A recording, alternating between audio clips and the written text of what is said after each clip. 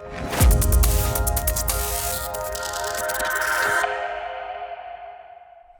in Liverpool at the EMIC conference, and I'm delighted to be joined by Andy Besant from QBE. Welcome, Andy. Thank you very much. Would you say that customers are facing, unpredictable levels of volatility? Yeah, absolutely. I think there's a bit of a perfect storm, actually, and it's probably never been more uncertainty for some of our customers. I mean, if you think through the last few years, they've had to deal with Brexit and then COVID, which has caused enormous financial burden and business disruption, which has kind of stifled a lot of their actual operations to be able to continue.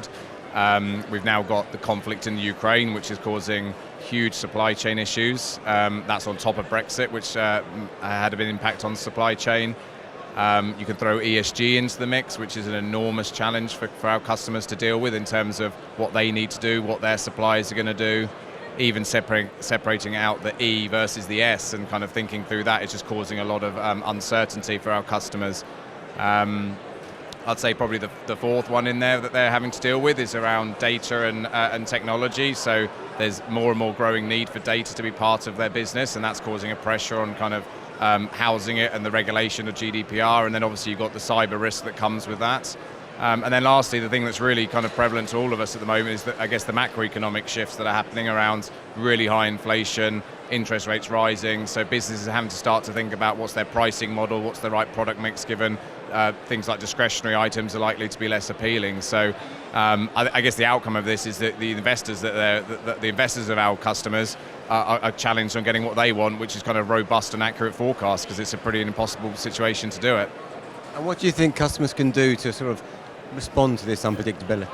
Yeah, I mean, we said, I think this time last year at EMIC, we kind of said, I think agility and adaptability are kind of the key things that customers should really look to do, and I think we'd say that the same six months on from the last one.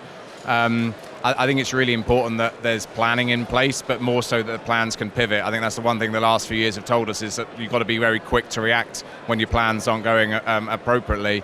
So using market data, using intelligence to kind of reflect what's going on in either the customer behaviours or the marketplace is really key. I also think making it a boardroom discussion, so long gone are the days where this conversation is around risk managers. This is about boardrooms getting risk really high on the agenda and thinking through what are the material issues they could potentially face. And then I think the other bit I would say is none of these are really surprises. When you actually step back and look at it in hindsight, some of the stuff we're facing today, we've known about, we've just chosen not to deal with. So maybe there's a little bit more of an openness to address what's actually happening out there in the world. Okay, I'm looking forwards. I mean, what can customers do to prepare for the challenges ahead? Yeah, well, as an insurer, what we're trying to do is make sure we really engage with our customers and hear what their challenges are. I guess think about developing risk matrices and risk mapping, so we can actually understand not only the kind of the core insurance products, but some of the wider areas of the business that we can support.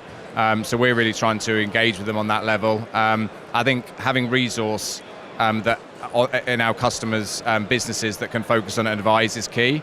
And also, if not, because not all of them have the ability and the resources to do that, use partners. Insurance companies want to be out there talking to customers about this. Use us to get the advice. So, I mean, it's really high on the agenda at the moment. So for me, this is a good opportunity for insurance companies. And what we're trying to do at QBE is to get out there and actually give them the service that they want at this time, which is of a high need. Thank you very much. Some real sort of food for thought there. And thanks. Have a great conference. Thank you. Thank you very much. Bye.